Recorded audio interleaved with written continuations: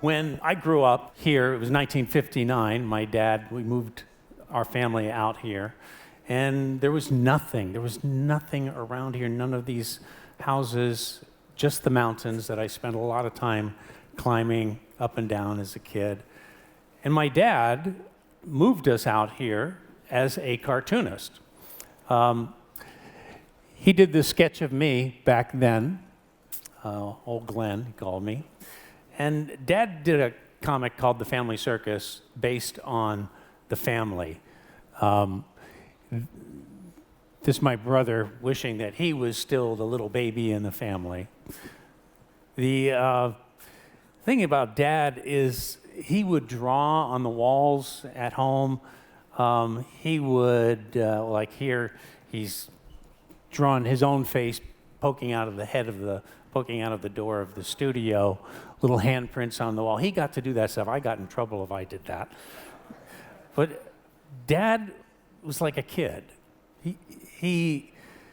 When he passed away, we sold his house, and Linda and I, this is my wife Linda, we went in there and just was about to walk out for the last time, and I had to take this picture of the bar. Not because the bar was so special, but if you crawled under the bar and looked up, you find that Dad had been there before you. It says, "All right, wise guy, get out from under the bar." Like, who thinks that way? He had to think, okay, if one of the kids goes under there and looks up, I'll have this guy yelling at him there. And you've got to think like a child. This is my granddaughter, Matisse. Thinking like a child. She's drawing. Kids all draw. It's wonderful that they left sketchbooks for everybody in here to do drawings today. I'm sure everybody's doing that. I'm not sure what the key to Matisse's creativity is here. It's either the milk in the bottle or the Cabernet, one of those two there. The thing is that kids play make-believe. I mean, when was the last time you said, hey, let's play make-believe? The thing is that they're not pretending to be little fairies. They are little fairies. They can actually have the power to make themselves believe. This is the strength of that. This is my mentor, Ollie Johnston, who's one of Walt Disney's 9 old men. In his backyard, he had these trains. He was like a kid. Animators hang on to that childhood spirit. Picasso said, when I was young, I could draw and paint like Raphael, but it's taken me a lifetime to learn to draw like a child. If you watch him draw, it's almost like the drawing he's having a conversation with it. It's like he's listening to over here, and he responds.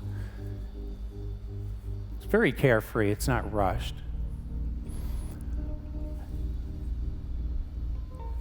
This is the way creativity should be. It should be a conversation that we're having with the thing that we're making.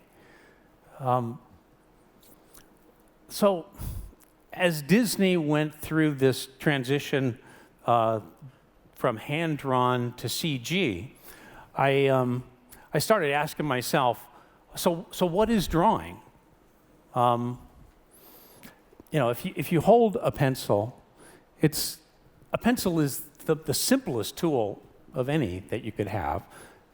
It's a little stick at the end, it makes a mark, but there's a line that goes straight down your arm, connects to your heart. You take something that is hidden from others and you reveal it to them by drawing. I mean, for me, drawing is kind of like the seismograph of your soul. It's taken the emotions and you put it out there so others can see it. And I got to say, I've got this strange belief that when I'm designing a character, an animated character, that they actually exist before I drew them, which is a really strange thing, and I never would have said that, except that has been my experience. Like, for example, with the Beast, if I was drawing so many different designs for like 6 months, and finally my assistant came in and said, so what's the beast going to look like? I said, I don't know. Maybe it's a little, it's kind of like this big buffalo head, and I had a buffalo head on my wall. I said, there's kind of a sadness to the buffalo. Maybe because his head was on my wall, I don't know. But there's this crest of a gorilla, which I really like. I had photos of gorillas, and the brow was very expressive. And the muzzle of this wild boar, the hair's going back, and I think he should have these teeth like a boar coming up there. And I like the beard at the end of a buffalo's head, though. That's kind of cool. But I don't know. But Belle might have to hug him, and he's got to have some softness. I'll give him the mane of a lion here. So I did that. And there's a combination of horns. I had horns from all different kinds of animals, twisting and curling, and I think it's kind of like that. And my assistant was standing here just like James is with the camera, that close. He's looking, so what's he going to look like? I said, I think there's something in this, but I don't know. Is Belle going to fall in love with that guy? This isn't going to work. I mean, he's so ugly. And I'll make him friendlier. I'll give him cow ears. It kind of softens him a bit. But the beast, there's a prince trapped inside. And the eyes are the window to the soul. And so you got to see a man looking out from inside the beast. And as I was explaining that, I looked, I thought, that's him. There he is. It was like you recognize somebody you knew. And it happened just as fast as I'm telling you. Thank you, James. Don't fall off there.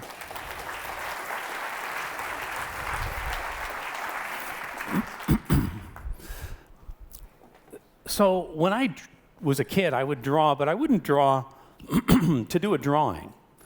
I would draw to make the paper go away, because to me it was a way of stepping into this other world. In school, I would draw these nativity scenes at Christmas time, and this particular moment I will never forget, because I remember the feeling of depth suddenly I was discovering. I had drawn these sheep in the foreground. I know they look like hamsters, but those are sheep. And as I'm drawing the hay on the stable up there, and I'm drawing that, I realized I was reaching past these sheep, and my hand was going into space, and it was so intoxicating for a little 8-year-old kid. I mean, it was the coolest thing.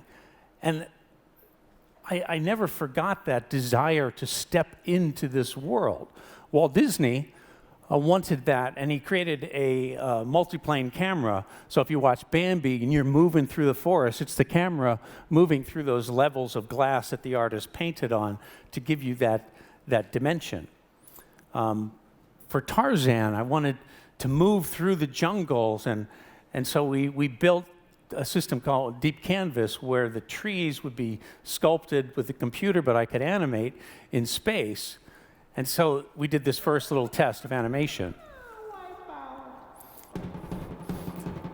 Tarzan is a tree surfer. I've got Wipeout playing. But then we could add color and dimension to that.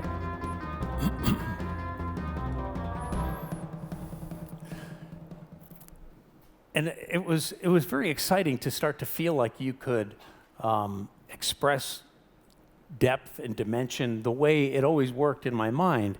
Everything I'm drawing, it's not flat, it's dimensional. Sometimes the challenge is the vision that you have, or maybe it's all the time, the vision you have is always ahead of where technology is.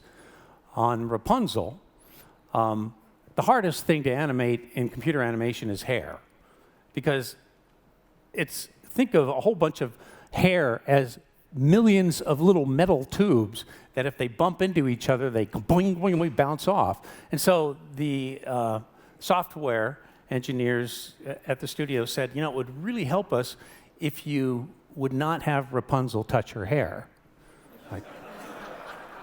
Well, this is who she is. So I quickly grabbed my pencil and did a little animation of Rapunzel and just showing this is how she is. If she's walking, she's going to, anytime she touches her hair, she's going to feel like it might be on the floor. She's going to kick it. You're going to have to figure this out. This girl and her hair are one. So we eventually did figure it out. So, what do you want with my hair? To cut it? What? Sell it? No! Listen, the only thing I want to do with your hair is to get out of it. Literally. Wait, you don't want my hair? Why on earth would I want your hair? Look, I was being chased, I saw a tower, I climbed it. End of story. So, but if you had seen what we were doing just 1 year before that was released, this is the state of our technology as we were trying to figure it out. We were having some problems. But you don't quit. You just keep going. You just keep going.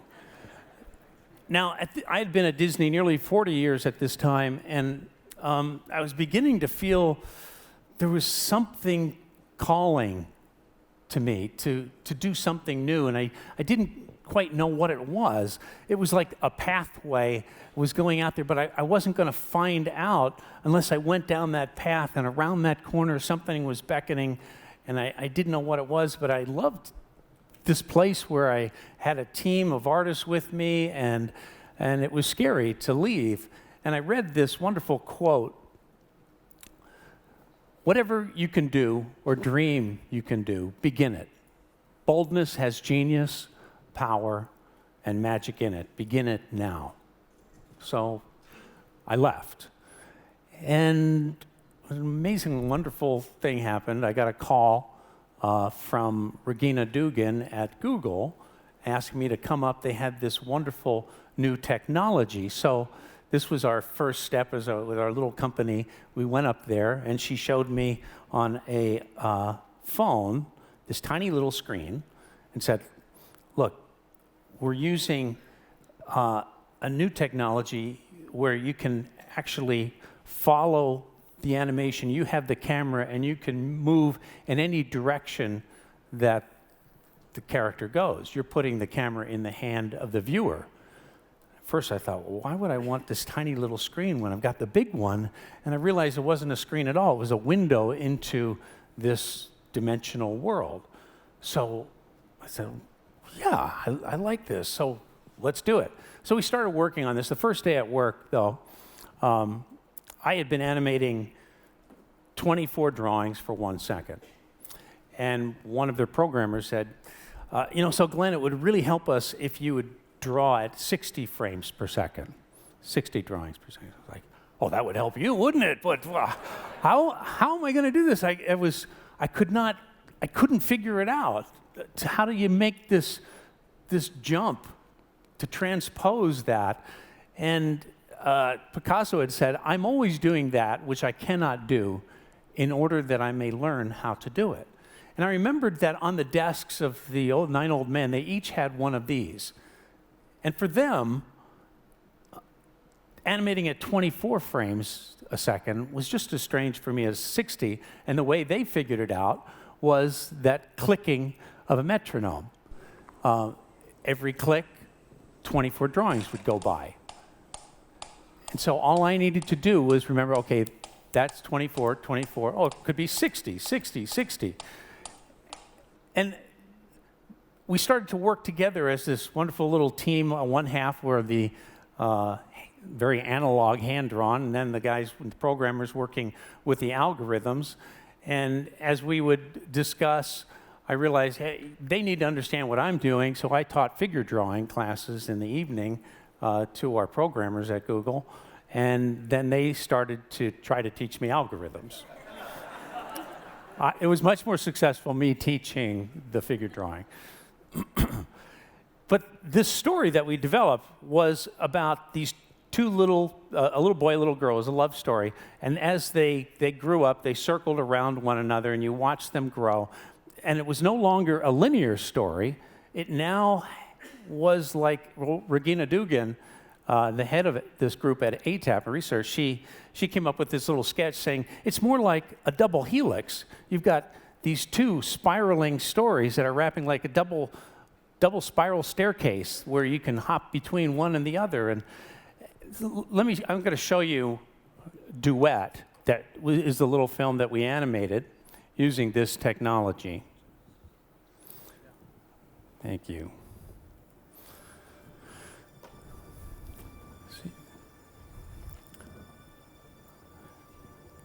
So it starts off very simple, inner space really, and you see a cell. Comes in, and you see a baby butt. Okay, and it's easy to follow at the beginning. Now it's complicated. Whoops, I'm going to try that again. Sorry about that.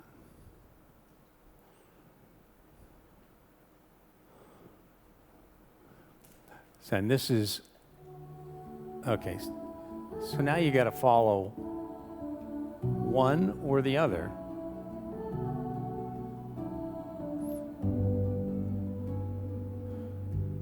Oh, okay, this little girl, now she wants to become a ballerina. And as she goes around, he comes back in.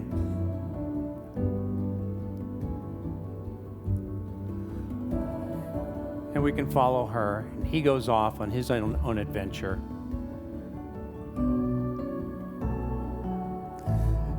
And while she's climbing this tree,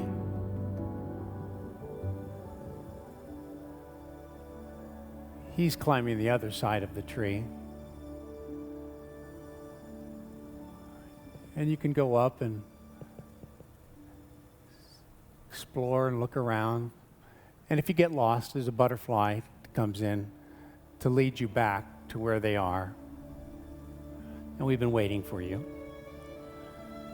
And Mia, the little girl, she heads off. Well, and goes down into the water. Meanwhile, he's surfing. You could go over and see that.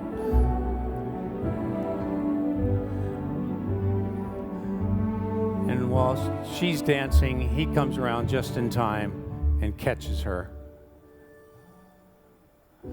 Sorry, this is so out of focus.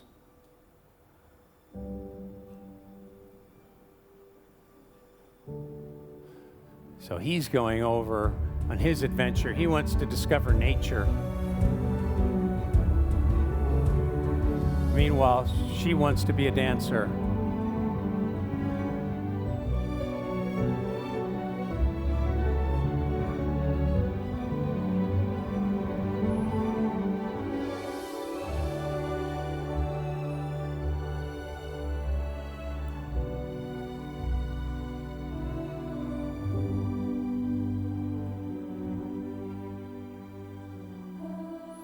And that's the dog with the longest lifespan on Earth. Thank you.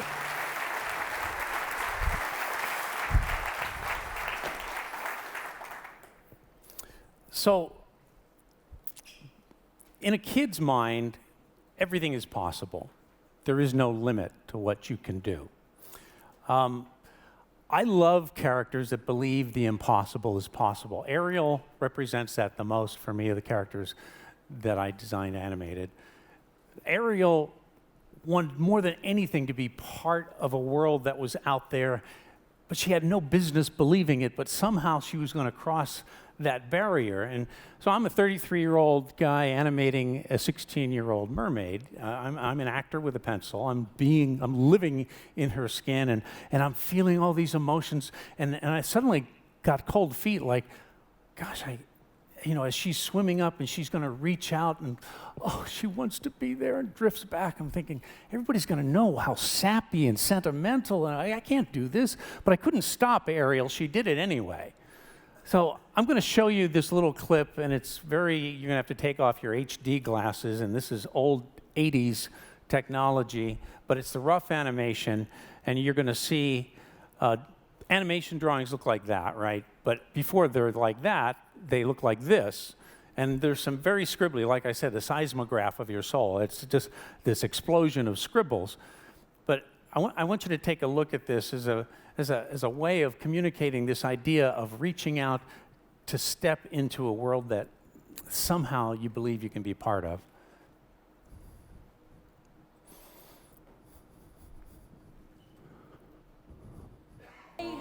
To spend a day warm on the sand. Betcha on land they understand. Bet they don't reprimand their daughters. Bright young women, sick of swimming, ready to stand. I'm ready to know what the people know. Ask them my questions and get some answers. What's a fire and why does it, what's the word, burn? When's it my turn? Wouldn't I love to explore that shore up above? Out of the sea, wish I could be part of that world.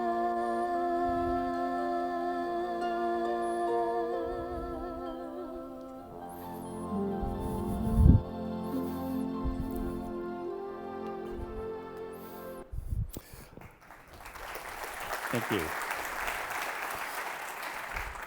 So years after this, I was speaking at Cal Arts to the animation school, and one of the students came up to me and said, Mr. Keane, I got to tell you, there's this moment in The Little Mermaid, there's a song, Part of Your World, and Ariel reaches out to want to be part of that world. And I don't know if you remember, I said, yeah, I remember that. He said, well, when I was little, I was 4 years old in the movie in the movie theater when that came out, and I was standing there, I was sitting, and when that moment came on, I stood up. As she was reaching out, I reached out to take her hand because she wanted to be part of my world. I wanted to pull her in so she could be with me. And this girl was looking in my eyes. Thank you, I could kiss you. This was just such a wonderful affirmation that people, when they believe that world is real. And recently, because of technology, it's allowing me to draw in a way that I've always seen it in my mind anyway, dimensionally. So I'm going to use tilt brush here. There goes my, I just need to get my, I think there we go, we got it. And this idea of making the paper go away is actually possible here. Let's see, the edge of it, okay, I'm not going to fall on anybody. Okay. Maybe he's right. Maybe there is something the matter with me. I just don't see how a world that makes such wonderful things could be bad. Look at this stuff, isn't it neat? Wouldn't you think my collection's complete? Wouldn't you think I'm the girl who has everything? Look at this trove, treasures untold. How many wonders can one cavern hold? Looking around here you think, sure, she's got everything. I've got gadgets and gizmos aplenty.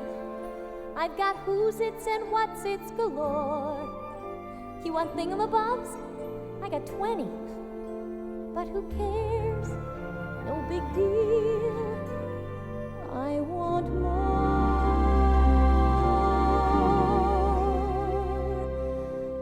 I want to be where the people are. I want to see 'em dancing, walking around on those, what do you call 'em? Oh, feet. Flipping your fins, you don't get too far. Legs are required for jumping, dancing, strolling along down a, what's that word again? Street. Up where they walk, up where they run, up where they stay all day in the sun, wandering free. Wish I could be part of that world. What would I give if I could live out of these waters? What would I pay to spend a day warm on the sand? Betcha on land they understand that they don't reprimand their daughters. Bright young women, sick of swimming, ready to stand and ready to know what the people know. Ask them my questions and get some answers. What's a fire and why does it, what's the word, burn? When's it my turn? Wouldn't I love to explore that shore up above? Out of the sea. Wish I could be part of that world.